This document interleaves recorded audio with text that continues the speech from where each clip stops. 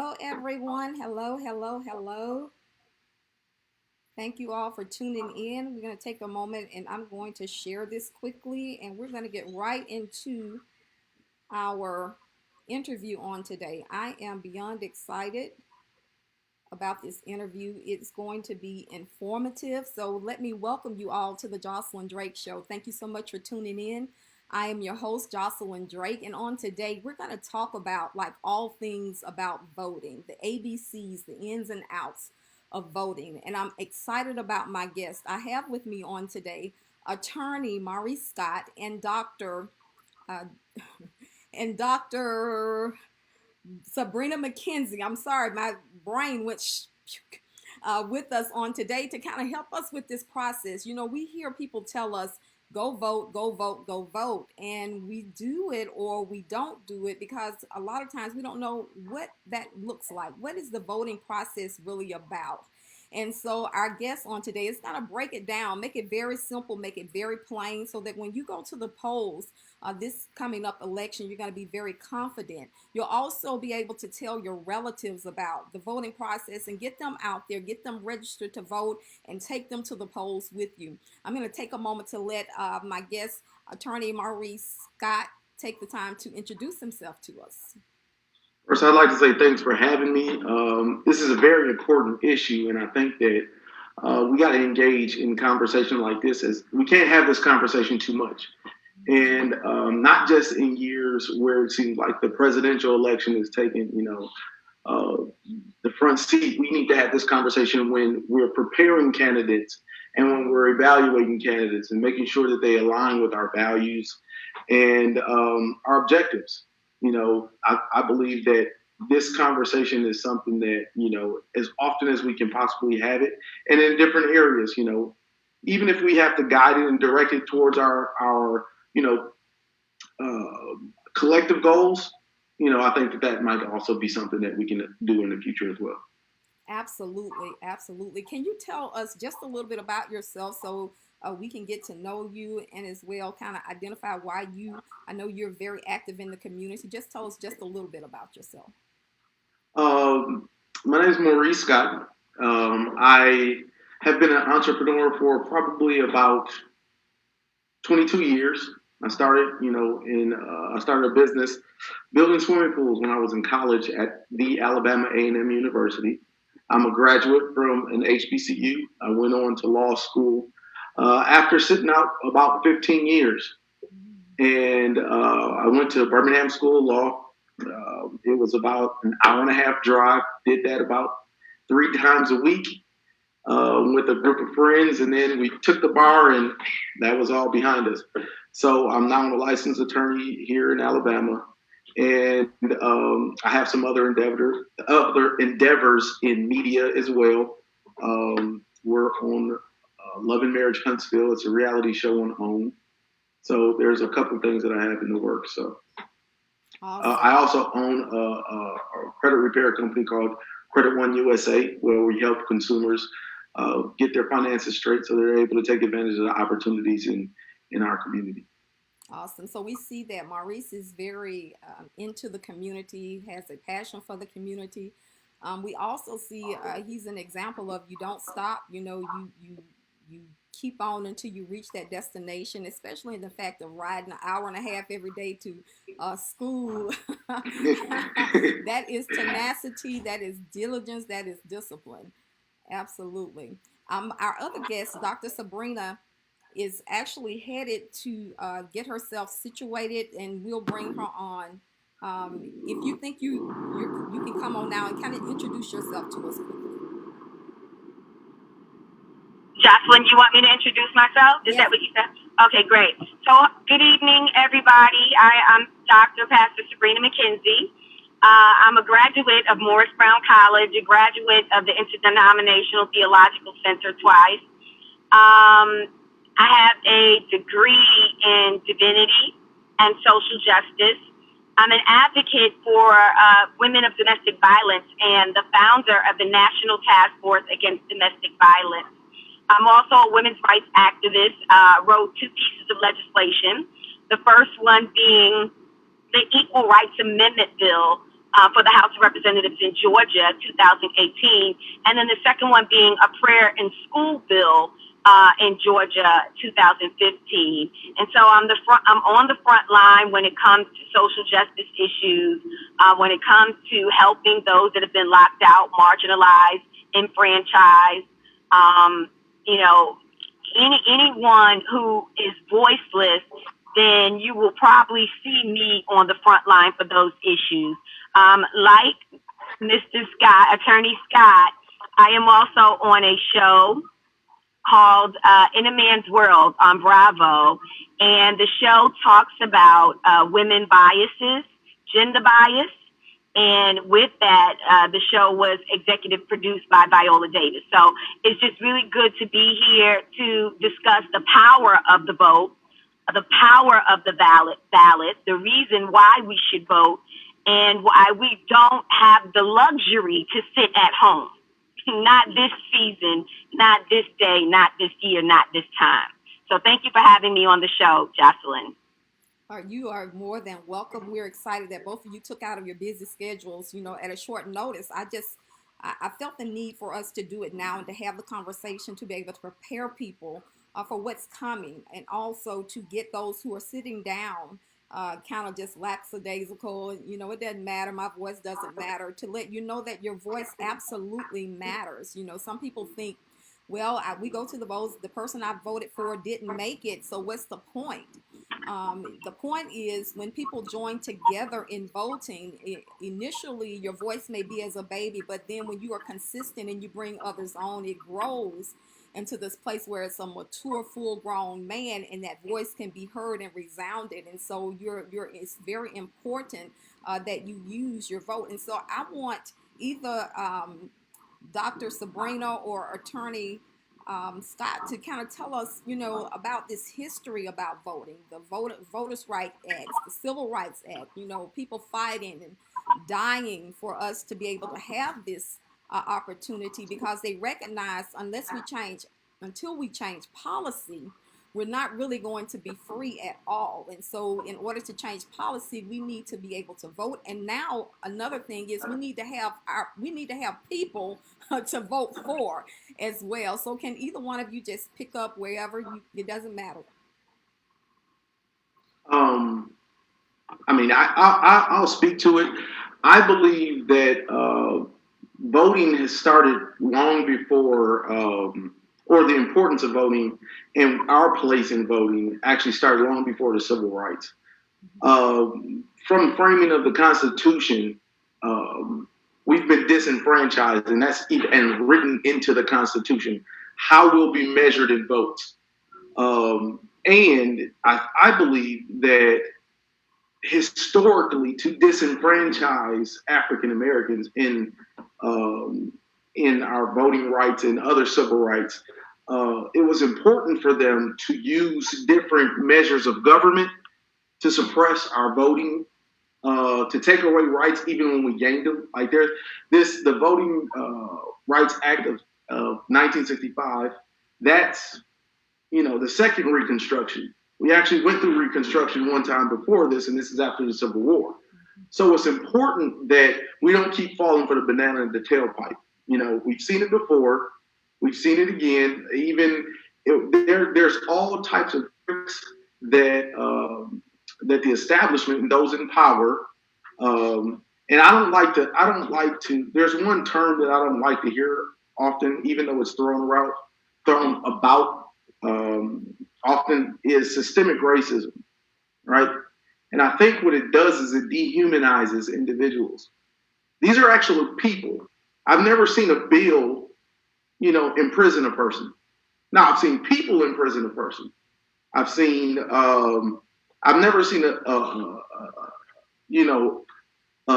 law beat a person to death or choke a person to death, right? But I've seen where we've had people that made that reasonable through, the judicial outcomes. So in essence, when we say that there's systemic racism, no, we have a people problem. People are the ones that make these rules. People are the ones who enforce these rules. So I don't like to dehumanize it. I want to talk directly. We have to have conversations with those that oppose our viewpoints as far as voting, civil rights, and we're not asking for a lot, right? We're just asking for civility. How hard is that? Yeah, Sabrina, do you want to chime in on it?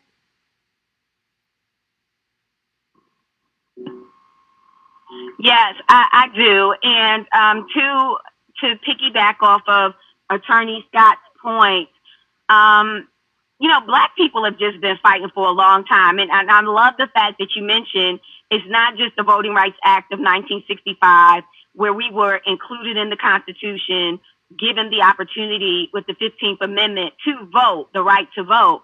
But we've been fighting since we came to America. We were beforehand considered three-fifths of a human being.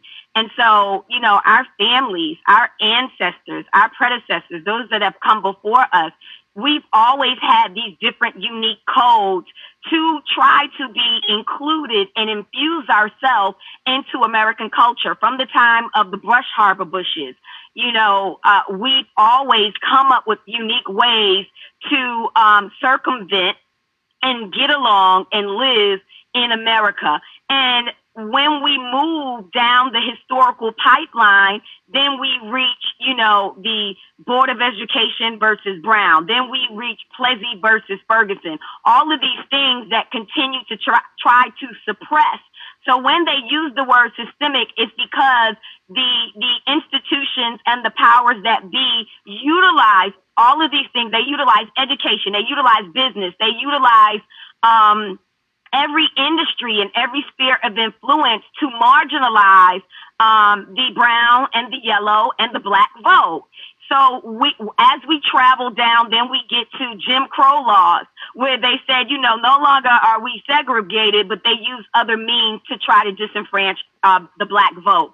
But I will tell you this, coming down the pipeline to 2020, they have spent, and when I say they, the Republican Party and the Democratic Party, whichever one you ascribe to, they have spent over $1 billion, okay?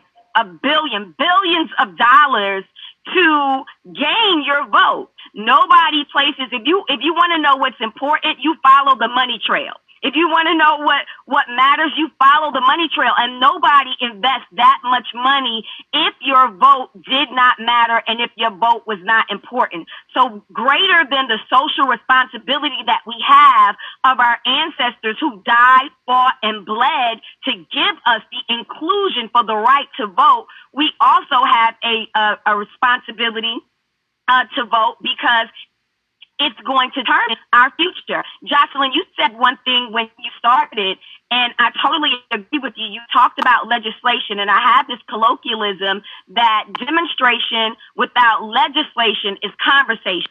To be on the line. I'm a person that loves to march on the front line. I realize a very long create legislation that reflects the laws of people who look like us, who live like us, who talk like us, then we'll never be included. And so when you vote for people who have your interests, who have your heart, not just people that have your color, because there's a lot of people that have our color that don't have our interests. But when you vote for people that have your interests, then you're voting for legislation that's going to support your child. Then you don't have to worry about. Oh man, she got disconnected. We're gonna wait on her to come back, but just kind of going over what she was saying, and she and Maurice, the importance of voting, the legislation part of it, recognizing that people have died for us to do so, and we have to fight somewhere. Like, we can't just say, "Oh, they did it, I don't have anything to do." No, we have to. The baton has been passed to us, and we got to do our part. And our part is to ensure that our children have a better future. Our grandchildren, we leave it a little better than we received it. We know people, we've seen it. We've seen the dogs, we've seen the water hoses, we see on television. And it's undeniable that is the length that they had to go through in order for us to get up and go to those polls. And so for us to not do that or to take it lightly is honestly a slap in the face, and really to say to them, you shouldn't have done it at all. And I don't think that's what we want to say. I think more so is that we don't understand the process. And so that's why I have my guests on today. So to kind of help us understand what the voting process is really all about. So Maurice, just let's talk about just the ballot, just something simple until we can get Dr. Sabrina back on. Just tell us what is the ballot? What is that?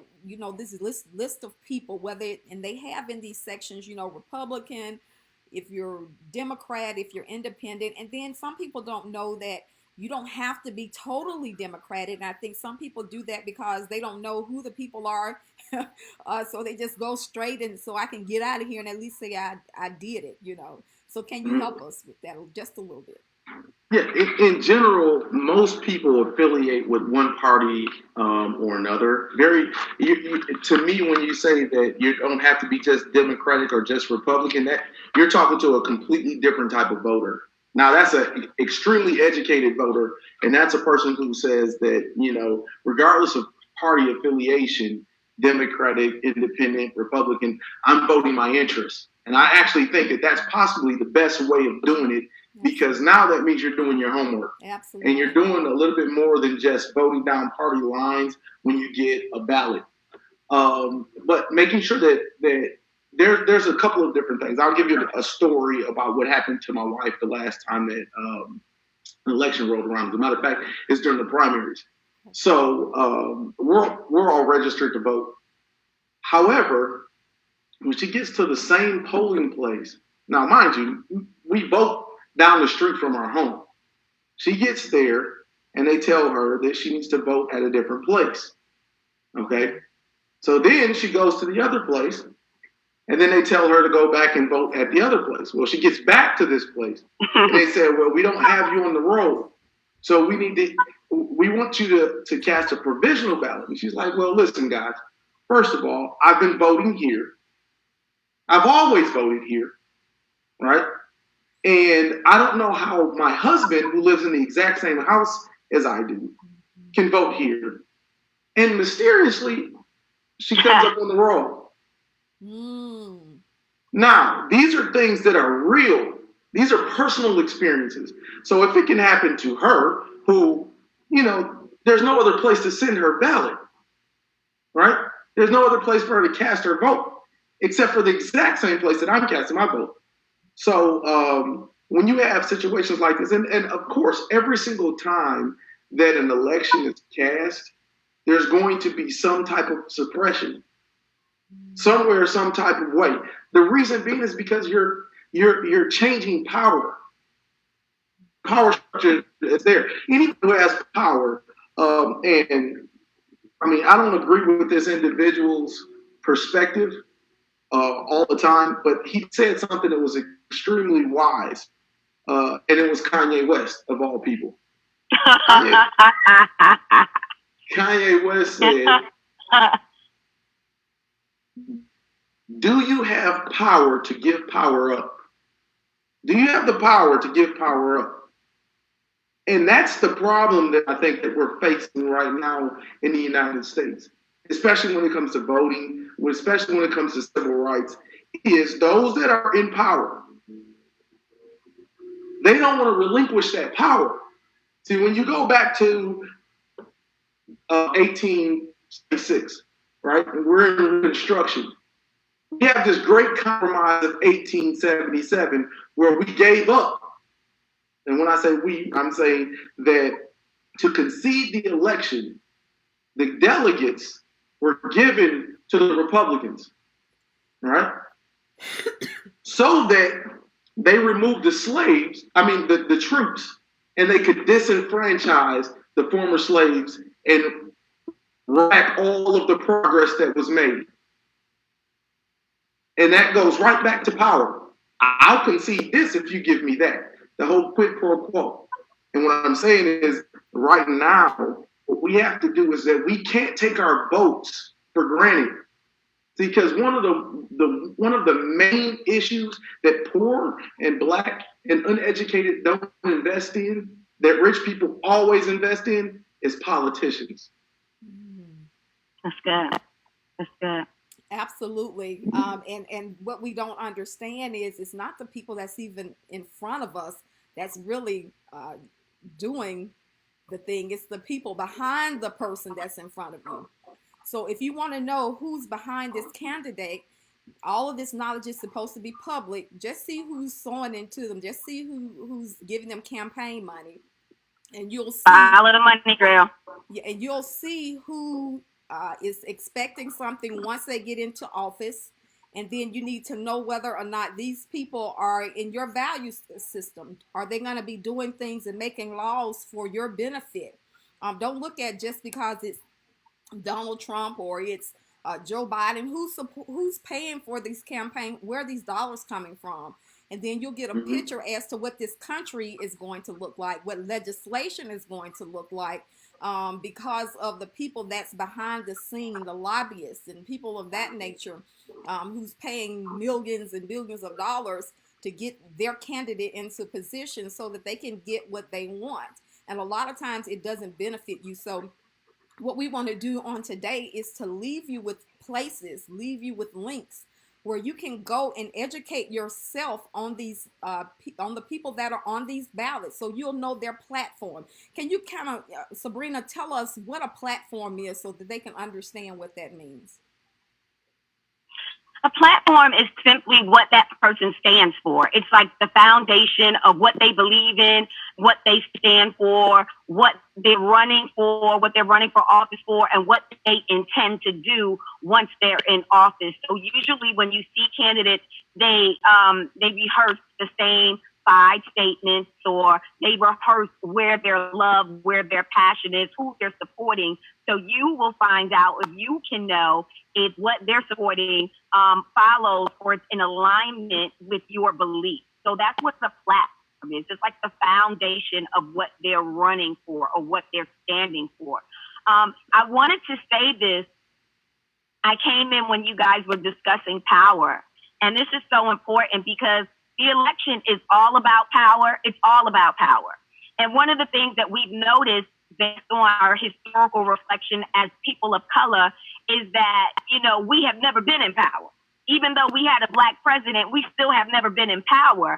And one thing history teaches us about power is that evil power never concedes. It never concedes. It has to be overthrown.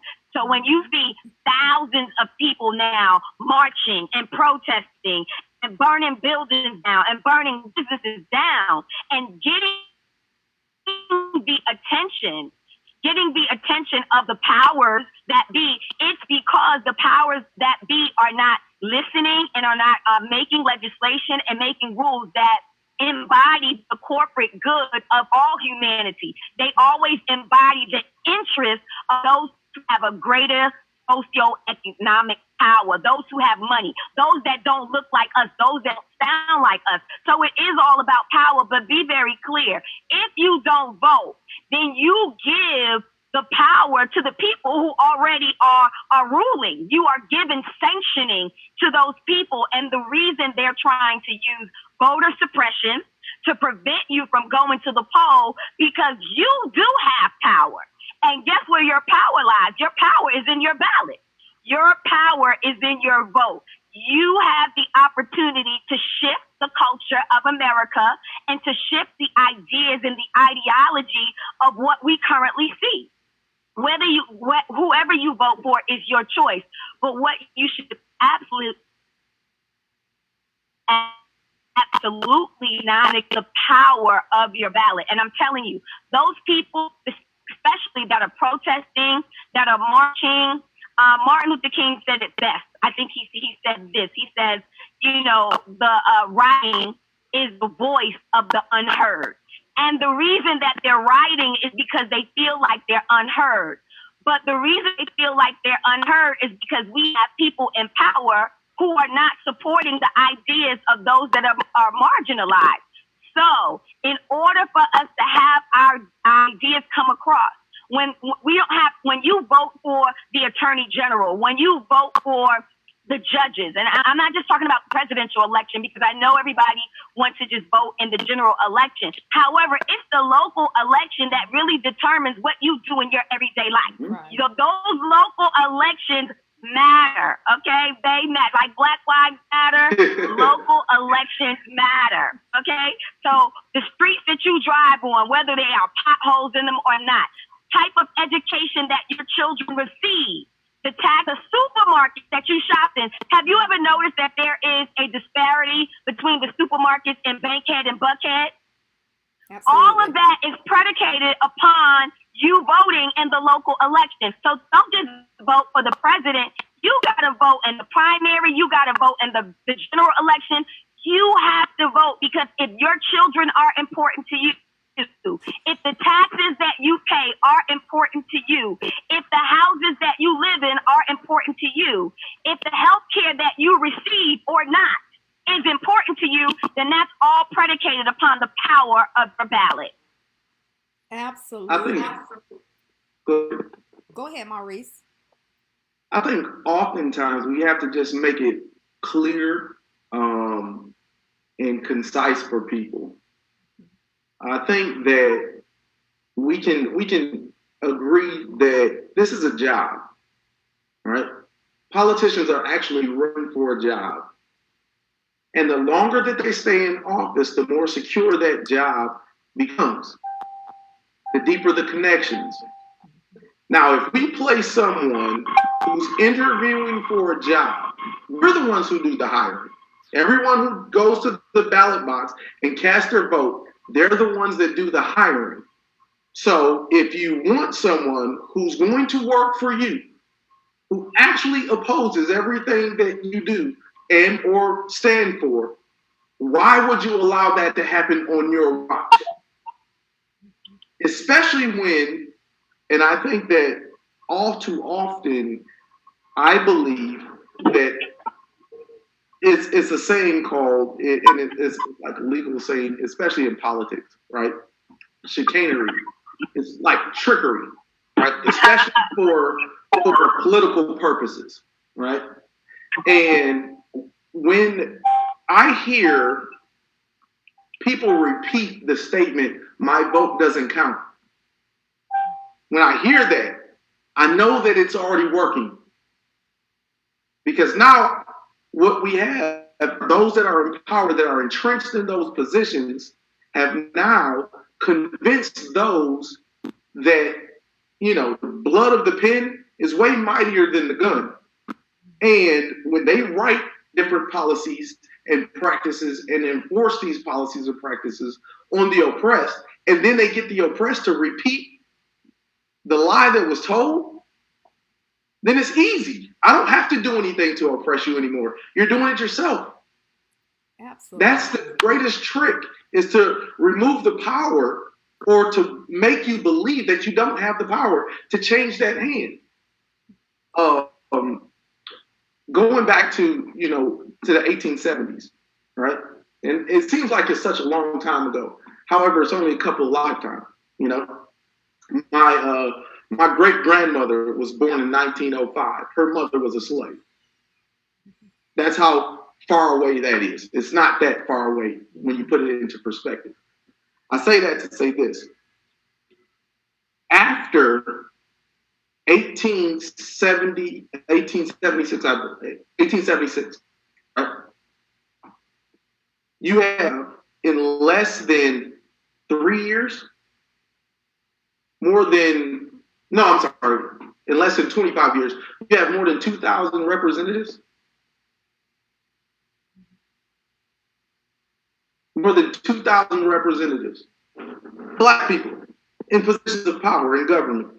And when they start rolling all that back, they cut the lights out. And for a generation, you didn't see anybody that looked like us in positions of power in self-governance.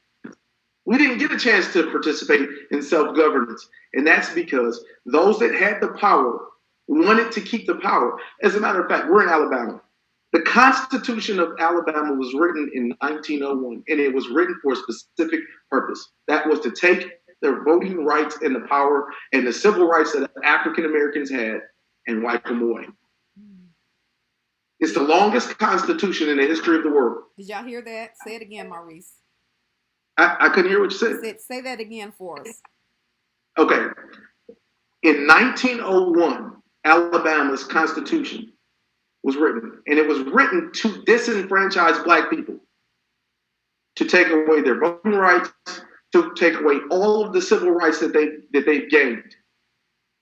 That they use that as the platform to disenfranchise for generations until the federal government comes in and oversteps. Like we're in the way that America's set up is that you have what we call dual sovereignty. You have the federal government, which is its own sovereign, okay, and you have states which are their own sovereign. Make it easy. Georgia can't overrule Alabama. You need the federal government to overrule and decide between those two states. Georgia is its own sovereign. Alabama is its own sovereign. The federal government is its own sovereign. So in essence, that's why local rules and local elections matter so much, because it's its own sovereign. It only matters when it infringes upon your federal civil rights, your Bill of Rights, right? 13th, 14th, 15th Amendments, right? Once something that a state does infringes upon those rights, that's when the federal government kicks in. Outside of that, the states are there to govern themselves. Unless there's federal legislation that governs that, the states, they have free reign.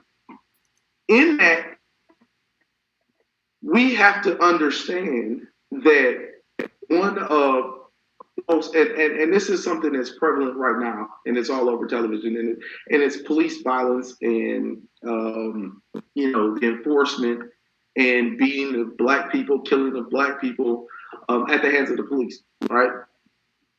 Now, whether those officers are brought to justice is based on local decisions. These aren't federal. These are local decisions. The prosecutor. Now, does the prosecutor bring charges against that police officer for those atrocities? Now, your votes that put people in positions of power locally are historically, I mean, these are historical numbers. There's very few people that vote in local elections. You might see election change hands or power change hands by a few dozen people.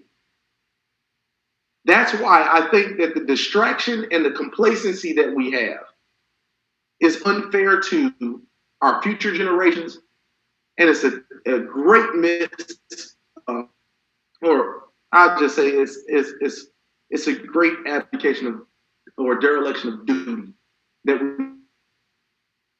fought for by our predecessors, that bled in the streets, that overcame water hoses, bombings, German shepherds, just for the right to vote, just for the right to govern where our children go to school. Like what she said, the education that we receive, those are votes. The houses that we live in, those are votes. Right? Whether you can get unemployment, those are votes. These are all votes that are one ballot box away. And I think that sometimes the complacency or the distraction of just making it is something that the power structure needs to happen. Why? That's the only way they can stay entrenched. Everybody knows the problem, but how we fix it? Mm-hmm. Absolutely. I think one way is to help people be informed, and it's what you said is so key. I remember we had a youth organization, and one of the young ladies made a statement that, somebody in Washington or somebody, say in North Carolina or some senator don't determine how I live my life. They don't make laws for me. And I was just kind of, I hated to break it down to her that absolutely they do. Just the fact that you have to get up and go to school when you have to go to school, for how many hours you have to go to school, simply tells you that somebody is running your life.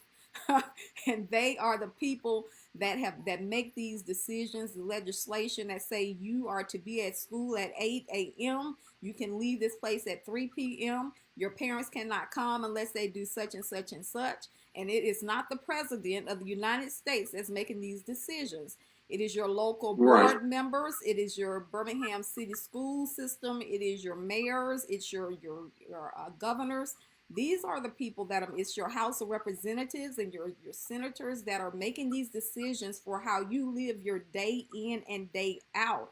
And I think what we want to share with you is make sure that you are at all the elections. Don't think that the presidential election is the main thing. It is not when it comes to your day-to-day living. It is making sure that you have the right councilwoman and councilwomen and commissioners, the Secretary of State, making sure the right people are in place. These people dictate where your money goes.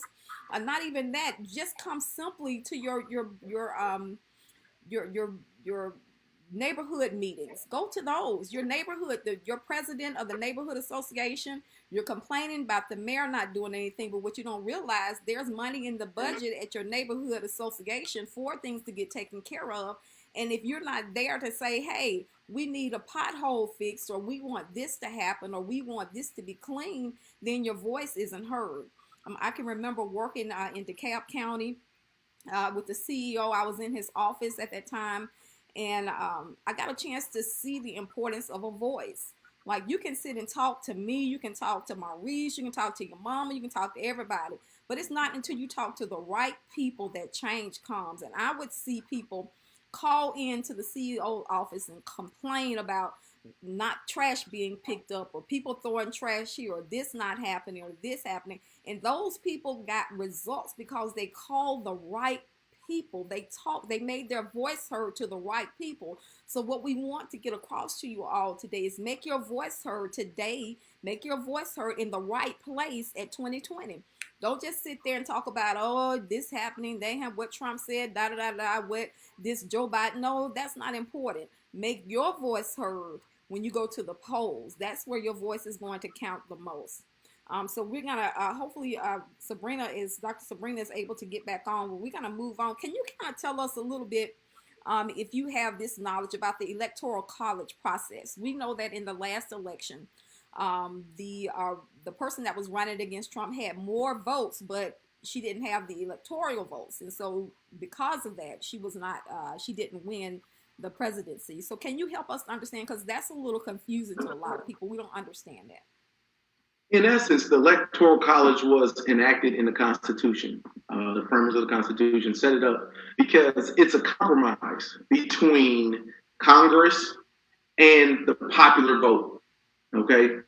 And in essence, the way that the Electoral College works is that you get as many representatives that you have. You have your senators and your representatives that you have in Congress. And that's how many votes that you have. For example, Alabama has 2 senators and 7 congressional seats. Therefore, they have 9 electoral college votes. You only need 270 votes in order to become the president. Okay? So in essence, it's a compromise, like most elections constitutionally, except for the presidency, is one man, one vote. And which that means is one person, one vote, I'm sorry. And that means that whichever election is based, every vote counts equal weight. When it comes down to the presidential election, it was different because you have smaller states who didn't want to be ruled by larger states just because they were more populous. So it was a compromise to make sure that power wasn't a stronghold in a few. Okay, so you can have like a small number of individuals that could turn an election, or basically can control the country.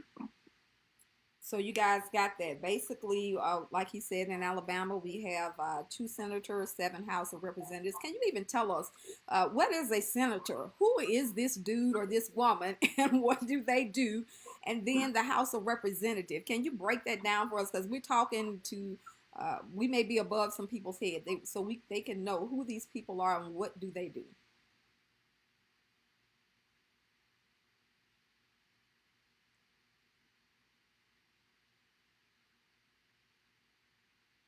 I think we're stuck. Maurice, do you hear me?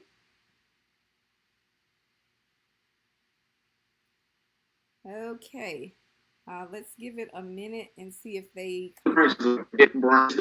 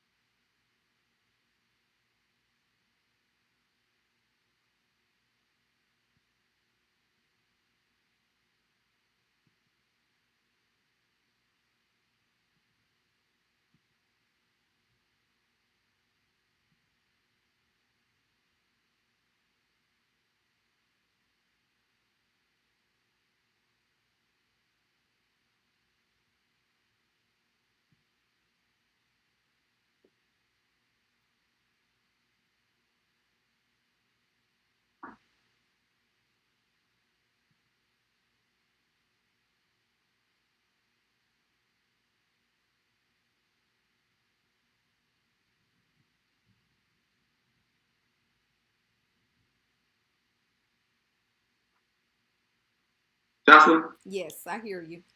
Okay. I don't know what the I keep saying something about the internet, and I know it's trying to storm outside, and I don't know if that has anything to do with it. But I'm gonna see if Sabrina can, if she's gonna be able to get back on, and we'll kind of see about.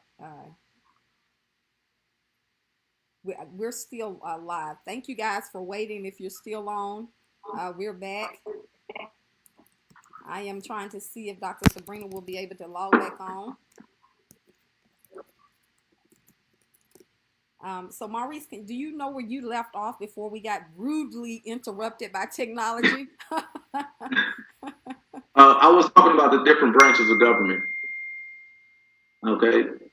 I'll start back over from the different branches of government. Okay. You have the executive branch, which is the president and his appointees, and that's basically to enforce the law.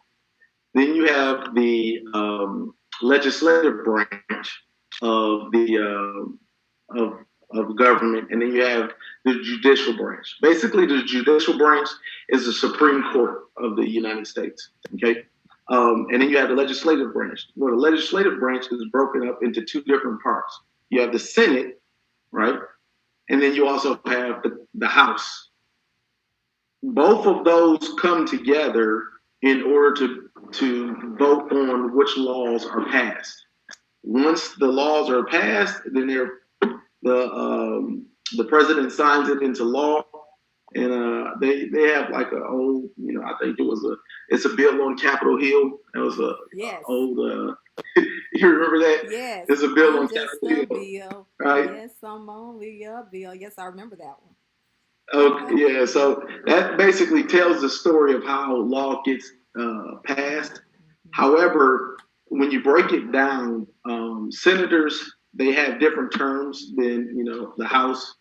However, in essence, the whole structure of government is designed to where you do not have power in one area of government. Okay, in essence, the Supreme Court is the ultimate arbiter of the law, which basically says what they interpret the Constitution. what is constitutional and what's not constitutional. And it's the separation of powers that keeps, our system of government working. So we elect officials. Those officials represent what our concerns are, and then you have the executive that is supposed to make sure that we're enforcing the law. Awesome. So you guys got that, the three branches of government: the judicial, the legislative, and what was the third one? The executive. Executive. That's the president's office. The judicial is with our judges, and then the legislative is with our senators in local level, houses of representatives. And so these people are the people we hire, as they stated earlier, to go and do a job for us. And I think what we have done and failed in is that just because we vote, you still got to hold people accountable. You still got to keep up with. You don't just hire somebody and then just let them do whatever, or not checking in and making sure they're doing what they were hired to do. So we've got to get better in making sure that we're holding people accountable. We're knowing how people vote. If they say they believe one way or they're working on our behalf, but we see them voting another way, we need to know why. Sometimes they're voting because they're compromises. Like they have to work with other people across the aisles, and so they have to sometimes compromise. Say, I'll give you this if you give me that. But we want to make sure that that's the reason why they voted that way, not because they're side pedaling or somebody's lobbying them or those type of things. But they were compromising, and so we need to call it on the carpet. In fact, I think it would be awesome if there was some type of website for citizens where we could go in and it could just be put on there how this person voted and what they are doing and what legislation did they pass and did they vote. And so when it's time to vote again, you can just click a button under their name and see what they have done while they were in office. And then you'll be able to know, did they hold up to their bargain? Did they do what I hired them to do? And even more so, don't wait till then. Call them. Get on the phone and call them. Even now with the things that are going on, police-wise and crime and so on and so forth, get on the phone. Call your senators and House of Representatives and say, hey, listen, we need some money. We need some help. We need something. What can be done? Make your voice heard, not just at the polls. After you put them there, then make your voice heard when you call down to their offices and saying, I'm not pleased with what's going on, or we're having these issues, and we need some money. We need some money for more police officers. We need whatever the issue is. But if you make your voice heard, then they know that you're paying attention. It's something about when somebody's looking at you. You act a different way, right? So that's fair. Yes, because they know you just going on with your life. You concerned about how you're gonna make it and survive. You're not paying attention. They are doing God knows what, and it's on us. We're not doing our job by holding them accountable. I think, Jonathan, in essence, what you're saying and what we've been saying today is that we're asking people to do a little more. Yes. We're asking them to invest in this process. Mm-hmm. If we want lasting change, we actually have to do something different. Mm-hmm. We have to get engaged, and we actually have to sometimes, when we don't want to, we have to do our research. Yes. We have to read up on what people are doing. We also have to get engaged locally, find out who they're hanging around, right? Who's their buddies? Who are they doing business with, right? Who's investing in their campaign? And then we also have to invest in politicians. Like, we're not going to get people, like, the one thing that I can tell you that I know for a fact is in American society, when you affect the money, you affect change, period. That's just the way it's always been. Okay? It wasn't until the reason why we have all of these slavery from the very beginning of the nation is because it was economically effective for those that were in power. The moment you start taking away slaves, then what do they do? Exactly what most people with money do. They try to circumvent whatever the system is to make sure that they're able to maintain their way of living, right? So when you have the 13th Amendment passed, they say, well, we'll develop a police force and we'll come up with all of these rules because we need slaves. We want more slaves. So we'll come up with a change gain system. and we'll do with the prison leasing system, right? So now we have all of these systems in place, and which leads to modern day mass incarceration. It's the same thing, dressed up in a different suit. And when I say we can't keep falling for the banana in the tailpipe, the banana in the tailpipe is saying that your vote doesn't count, all while they're voting. Mm-hmm. Yes. Yes, absolutely. Right? Mm-hmm. Politics doesn't matter. You can't change anything, all while they're buying their politicians. Mm-hmm. Right? And they're the ones that are setting the policy. So if we're gonna move forward, I think it is imperative that we actually do the tough stuff. Right? We talked earlier about there was many days that I didn't want to drive up and down that street to go to Birmingham School of Law. Right? Travel an hour and a half in the car. Some of the days it was raining, some of the days it was snowing, whatever. Right? I had way better things on my mind to do with that day. However, it was worth the investment. Mm-hmm. Right? And I'm saying to those that are your listeners now, think about what you want for your children. If you won't do it for you, just do it for them. Mm-hmm. Think about a world. I have a friend who's a very well-traveled man. And he's a black guy, lives in Jamaica. He has 3 citizenships, which is amazing to me. Grew up in England, and he has a British accent of all things, right? So the very first time I heard him talk, he's saying stuff like schedule and stuff like that. It was really funny. But he said, Maurice, you got to travel, man. You have to travel. And I said, why? Why do I need to travel? The United States is, the greatest country in the world. He said, imagine a place where you can do business and it doesn't matter about the color of your skin. That's good. Imagine a world where the color of your skin doesn't matter. That's what we're asking for here in America as far as civility is concerned. Other countries, that's daily, everyday life. When you walk in, they do business with black people all the time. Right? That's all we're asking for, is to get invested to where if you don't believe that it'll happen in your lifetime, invest like your parents would. Those that your parents and your other forefathers, when they were heavily invested so that you could live life how it is now for us. It's better. We're not there yet, but it's definitely better. But we need to invest heavily like they did so that our children and our grandchildren can see the promise that, we were all offered, or we should have been all offered in the Constitution.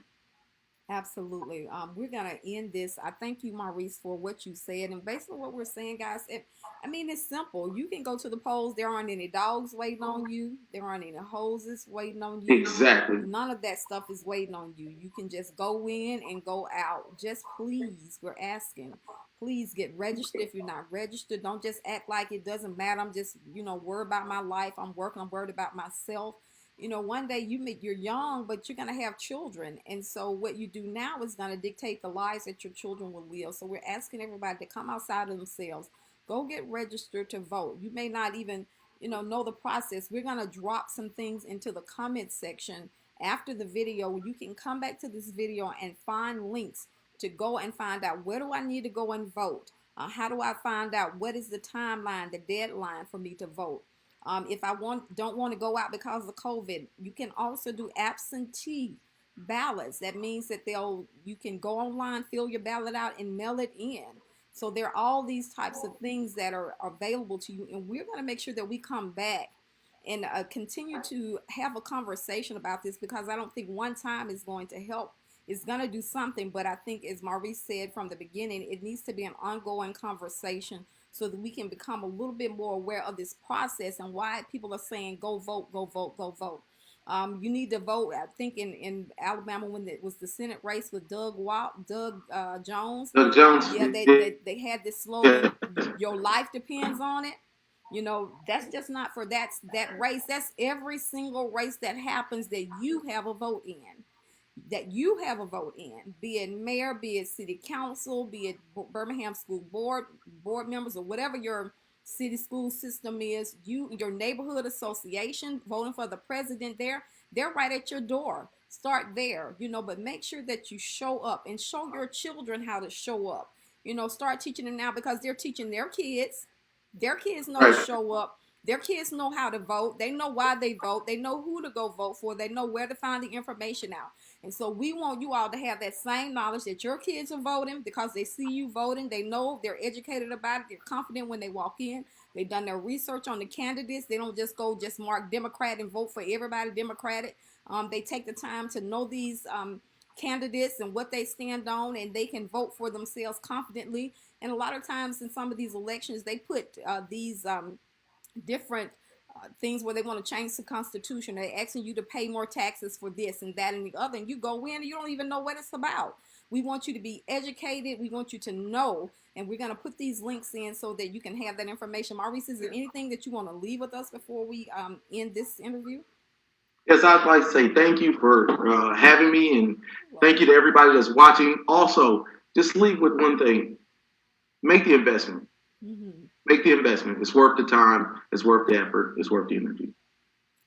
All right, guys, we will see you. Be on the lookout for our next coming together, and we're going to make sure that what happened is Dr. Sabrina is in another time zone, so she overlooked the fact that it was Central Standard Time, and so it kind of got her off a little bit.